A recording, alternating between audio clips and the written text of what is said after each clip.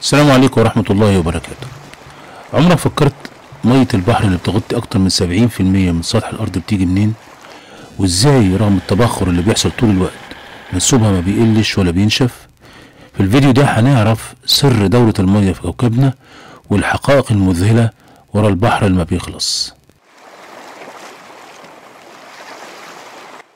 أول حاجة لازم نعرفها إن مية البحر ما طلعتش فجأة كده. الأرض من مليارات السنين حصل فيها براكين هائلة، والبراكين دي طلعت بخار مية من باطن الأرض. البخار ده اتكثف ونزل أمطار.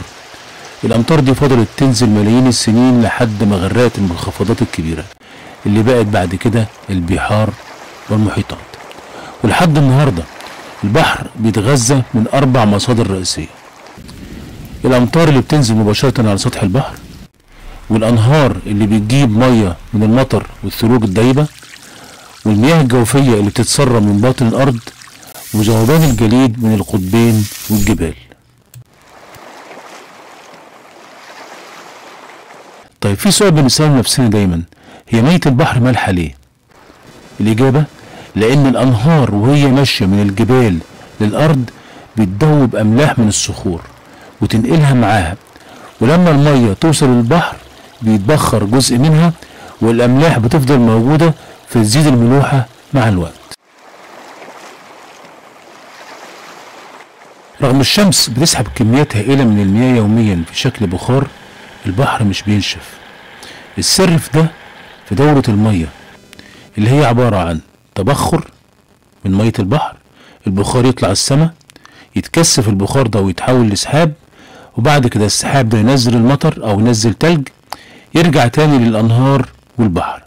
يعني كمية المية اللي بتتبخر تقريبا بترجع بنفس المعدل. توازن طبيعي حافظ على مستوى البحر ملايين السنين. حجم مية البحر حوالي 1.35 مليار كيلومتر مكعب. لو التبخر وقف يومين بس المناخ على الأرض كله هينهار. الأملاح اللي في البحر لو اتوزعت بالتساوي على سطح الأرض هتغطيه بطبقة سمكها حوالي 150 متر. فالموضوع مش مجرد بحر قدامنا، ده نظام متكامل بيحافظ على الحياة على كوكبنا. المرة الجاية وانت واقف قدام البحر افتكر ان كل موجة بتشوفها جزء من دورة مياه عظيمة بدأت من ملايين السنين ولسه شغالة لحد النهاردة.